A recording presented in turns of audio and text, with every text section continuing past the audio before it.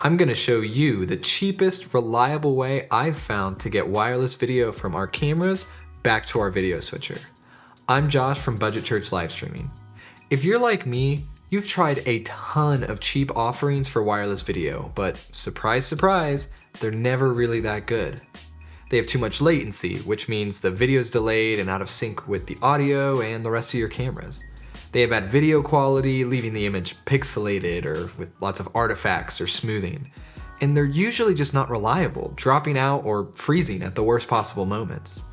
It seems like you've got to spend multiple thousands of dollars in order to get something that will actually work. But for me and my church at least, those are way outside the budget. So what do you do if you want wireless cameras but don't have that kind of money to spend on it? Well, first, you need to figure out why you want to run wireless cameras in the first place. Is it just to avoid setting up cables? Is it to set up a camera that's far away from your switcher? Honestly, those are probably not good enough reasons to justify this kind of expense. For us, the decision for wireless is honestly because it's getting a little dangerous to not go wireless. We have camera operators up on our stage navigating around vocalists and musicians while staring at their camera monitors. There's already enough stuff on the ground like mic stands and instrument cables and pedal boards without having to worry about the cable that's trailing behind them and getting tangled up in their legs. We wanted to set up something wireless so they could move around freely and safely, but we still needed low enough latency that it wouldn't look out of place with our other cameras, and it also couldn't be worse video quality than our wired cameras. Enter the Teradek Ace 500. This is a wireless HDMI system that transmits 1080p video at 60 frames per second for 500 feet, all with less than a single millisecond of delay. And it does all that for only $1,000 for the transmitter and the receiver. Now, I know what you're thinking, $1,000 is still a lot of money, and you're right, it is. But it's still way cheaper than most other wireless options out there.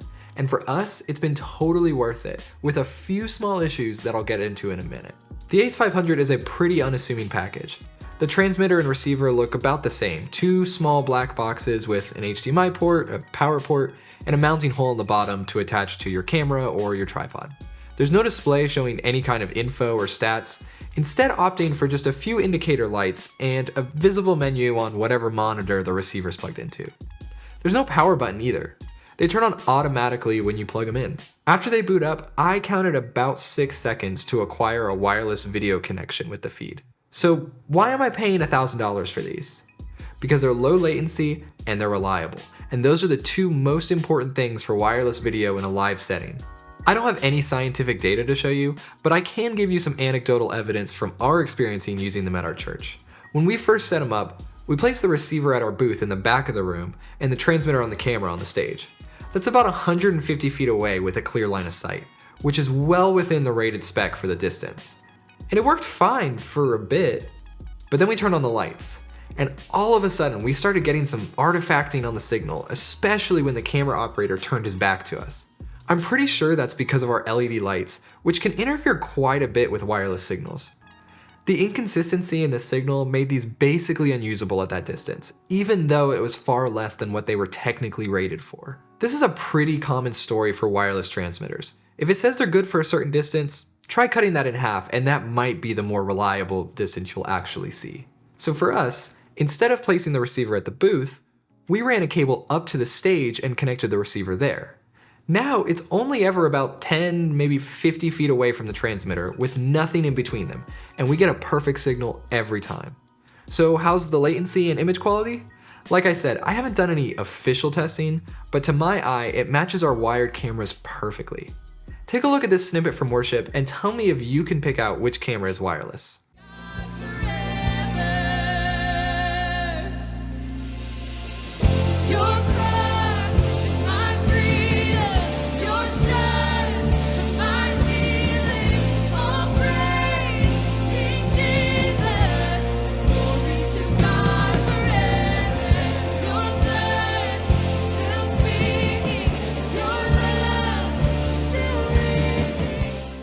Pretty good, right? You can't tell any difference in terms of timing or quality. If you're wondering, it was the drum cam. We put the transmitter on the belt pack of our camera op, which I talk all about in a separate video, so check it out here. We plug our camera into it, and then the signal goes sent to the receiver, which is plugged into an HDMI to SDI adapter, which connects to a switcher via a long SDI cable. If you're a church that sets up and tears down every week like us, this isn't going to save you from that work. But if you're a permanent install, I'd say to run cable to get that receiver as close to the transmitter position as you can, and then just leave it there. We've been using it like this for about a month, and we haven't had any issues at all. We've been able to get some awesome shots now that our camera operators have the confidence to roam around the stage without tripping on cables. They've gone where no cam op has gone before. And they've gotten some angles that have truly boosted our look. We're definitely going to buy another one for our other stage camera pretty soon here. And I'm not sure if having two of them will cause any interference, but we'll find out soon enough. As I mentioned before, I've tried a few other budget wireless options. This has included a few offerings from Hollyland, and I also made a DIY system using a Nereus Pro, which is a wireless HDMI transmitter made more for setting up wireless TVs in a house. Shout out to Rylan Russell for teaching me that trick. Weirdly enough, the DIY Nereus had the best latency, but it was unreliable as it's super not meant for this kind of use. It would lose signal randomly or get interference from other devices. All the Hollyland devices had so much latency, they were basically impossible to use. They would lag behind the other cameras by close to half a second sometimes. I also felt like they significantly downgraded our video quality.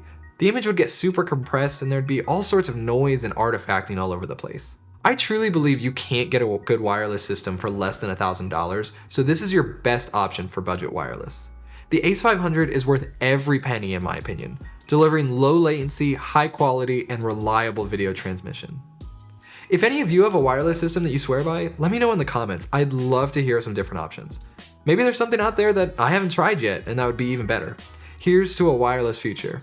Until next time.